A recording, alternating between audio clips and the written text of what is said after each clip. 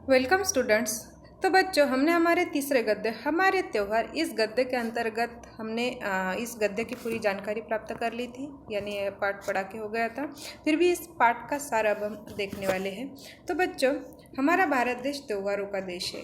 यहाँ अनेक धर्म समुदाय के लोग रहते हैं। सभी अपनी अपनी रीतियों के अनुसार आनंदपूर्वक उनके जो त्यौहार होते हैं वह त्यौहार आनंदपूर्वक मनाते हैं। तो हिंदू धर्म के लोग क्या मनाते हैं? होली, दीपावली, दशहरा, रक्षाबंधन आदि त्यौहार मनाते हैं।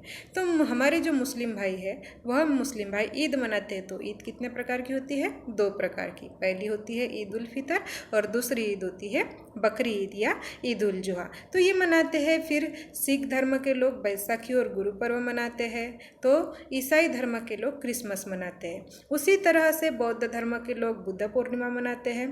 तो जब बुद्ध का जन्म होता है, बुद्ध यानी उनका नाम क्या था? सिद्धार्थ, जो एक राजा के पुत्र थे।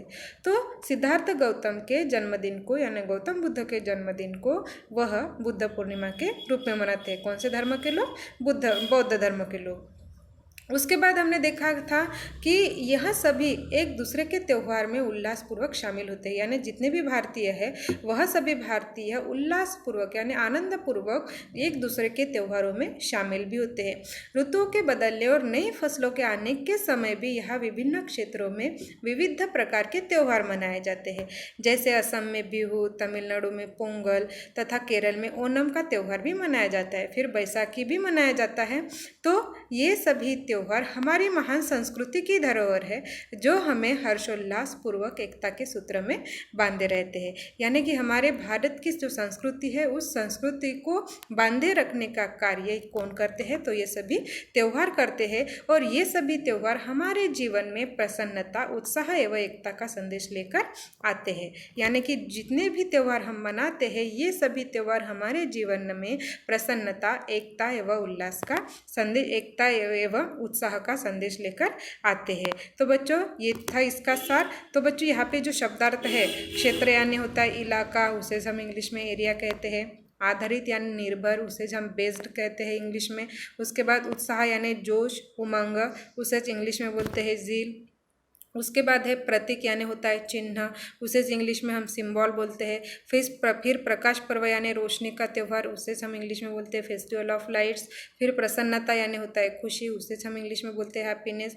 उसके बाद है आजीवन, आजीवन यानी होता है जीवन भर यानी फॉर होल लाइफ। फिर दुर्गुण यानी होता है दोष, उसे क्या बोलते हैं इंग्लिश में बोलते हैं बैड हैबिट्स। उसके बाद अन्याय यानी होता है न्याय का न होना, उसे इंग्लिश में बोलते हैं इनजस्टिस। उसके बाद है मत्था टेकना यानी सिर नवाना।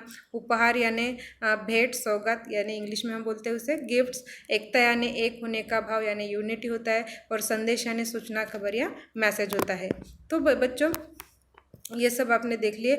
अब तो बच्चों, आपके पास जो मैंने इसकी PDF भेजी थी वहाँ पे सही विकल्प चुनकर आपको टिक द करेक्ट आंसर देखना है, यानी टिक देना है। तो इस प्रश्न का उत्तर आपको खुद को लिखना है। ये है आपका आज का होमवर्क। और अगर कुछ भाग न समझा हो तो आप मुझे पर्सनली मैसेज कर सकते हैं। तो बच्चों, आज के लिए बस इतना ही। So thank you for today.